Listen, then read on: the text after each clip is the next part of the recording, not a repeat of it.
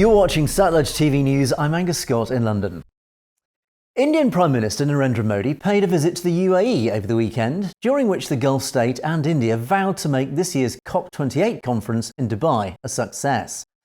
The oil-rich UAE will host the COP28 United Nations climate talks in November and December, as world nations remain far apart on means to reduce fossil fuels and reduce global warming. An official statement confirmed that the UAE and India were united in their determination to ensure the successful outcome of COP28 as an inclusive and action-oriented conference, following talks in Abu Dhabi between Emirati President Sheikh Mohammed bin Zayed Al Nahyan and Narendra Modi.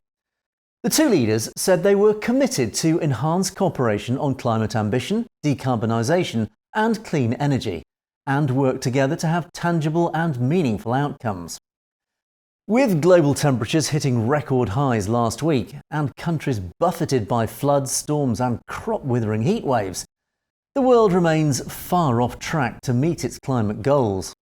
Indeed, the Punjab and northeastern India remain in a devastated state after significant flooding following large monsoon rains. Emirati oil executive Sultan Al Jaber, who will head up the COP28 talks, has said he expects fossil fuels to continue to play a role, albeit reduced and with the use of often controversial technologies to abate or neutralise the emissions. Last year's climate summit in Egypt saw the creation of a new financial facility for poor countries already ravaged by impacts, but rebuffed attempts to spell out the need to ditch fossil fuels. That same fault line will run through COP28, pitting the European Union and scores of developing countries against India, as well as China and other emerging giants, along with the United States, the world's largest oil and gas producer. During the visit, Modi also met Jaber, who has come under fire since his appointment as COP28 president earlier this year, from critics who say his position as a top oil and gas executive is a conflict of interest because burning fossil fuels is by far the main driver of global warming.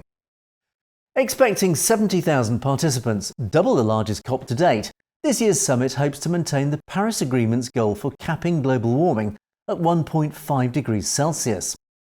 Modi's visit to the UAE, home to a large Indian community, came after trips to the United States and France, during which the Free Western Press reported significant criticism from several human rights organisations relating to India's treatment of minorities.